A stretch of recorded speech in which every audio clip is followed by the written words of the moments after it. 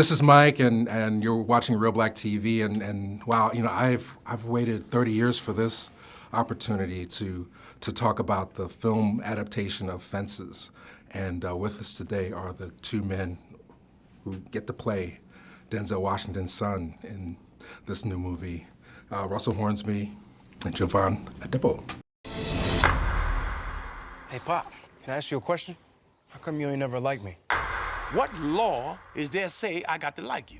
A man is supposed to take care of his family.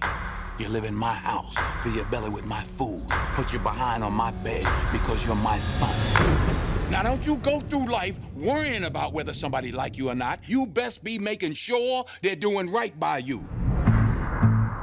It's so great to meet you guys. My pleasure. I've waited 30 years Yes. for and I had a chance to see it, and I know how I felt after seeing the film. I mean, how does it feel to be a part of this project? It's humbling, to be honest with you. I grew up, I feel like I was raised by August, and was introduced to him in high school, and then, sort of his stories and his characters, helped raise me and help inform my manhood. So it's a humbling experience just to be a part of it. Likewise, it's just a blessing to be a part of this entire project and to be exposed to such great acting and to have castmates who are incredibly talented and just to be in the light of that. And roles like this are like few and far between. I mean, I was just Far mentioning, too much, yes. we showed one of your first films, Train Ride, here in Yes. Philadelphia, which was a great role for you. And this is your first feature film. Yes, So, sir. I wouldn't necessarily label the struggle, but how difficult is it to find material that really challenges you? And Well, listen, just Denzel's words, he said this is the best material he's ever read, and worked on in his life. I mean, he said, Charles Fuller's A Soldier's Play is a close second, but we're talking about a man whose career stems, 40 some odd years. And so he's saying this is the best material I've ever worked on. That says, how difficult it is to find, the material, and also something that speaks to your culture and your humanity so specifically, as well. Right. Well, specifically, I was talking to another friend, Brian Anthony Wilson, who's done several August Wilson plays, King Hedley, and so he said it's not always easy to play August Wilson. I mean, what for those? I'm watching the movie as a storyteller, as for the story and just the emotional experience. Yes, sir. But for an actor, what are some of the challenges in terms of interpreting his words and bringing truth to that? It's just, like you said, just staying true to the words. I mean, that's I feel like the best place for you to start as an actor when it comes to August Wilson, to start with the material and just let it carry you, just having faith in it. I think his voice is so complex and there's such a rhythm to it that all you can do is surrender to it and just trust that you know the character, that you've done you've laid your groundwork, and that from there, just let everything else play out as it should. Right, and this will, realistically, a lot of people know August Wilson. This will be the first time that a lot of people are exposed to Yes. the work in its entirety. You have piano lesson before that, but this is the first one in theaters. Yes. You said August Wilson helped raise you. What do you mean by that?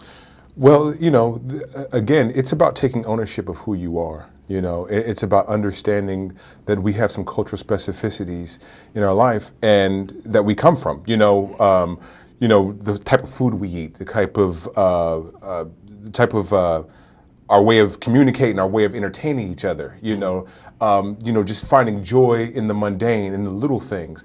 To make something special out of nothing. Like, that's who we are. That's our cultural resonance. And so you have to honor that. You have to take ownership of that.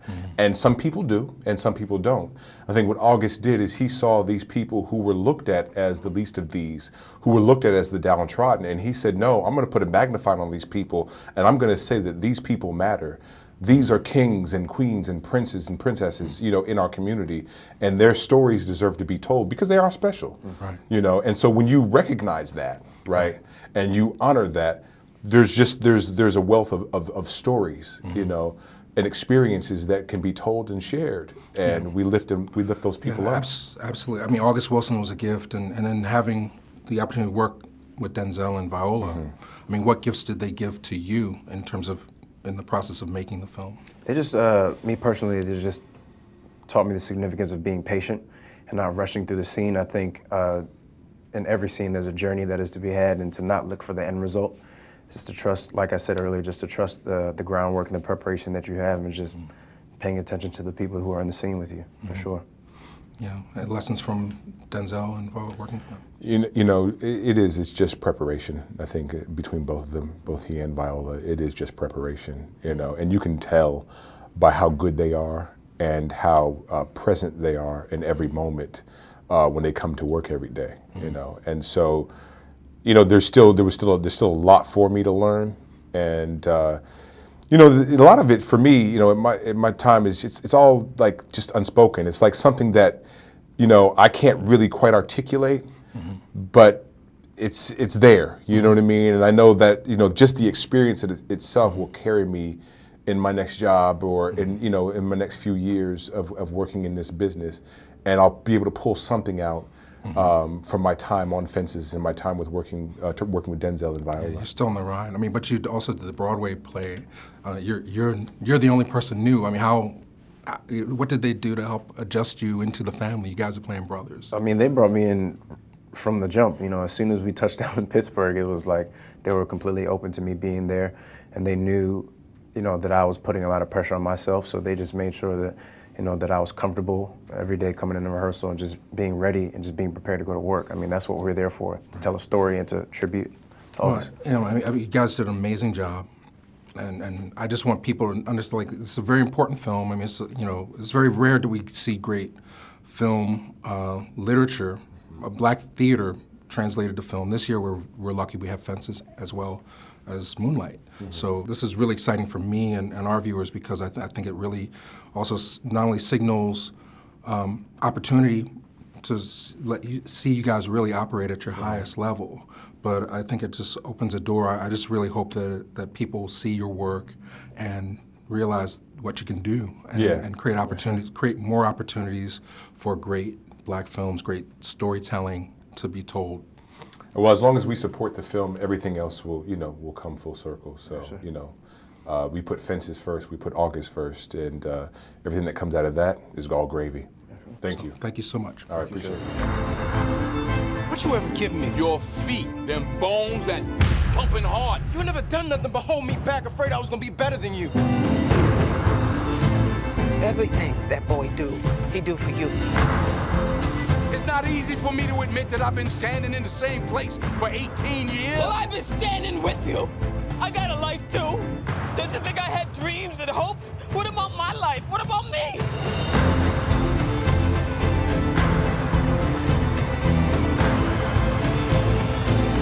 What are you gonna do? Some people build fences to keep people out, and other people build fences to keep people in.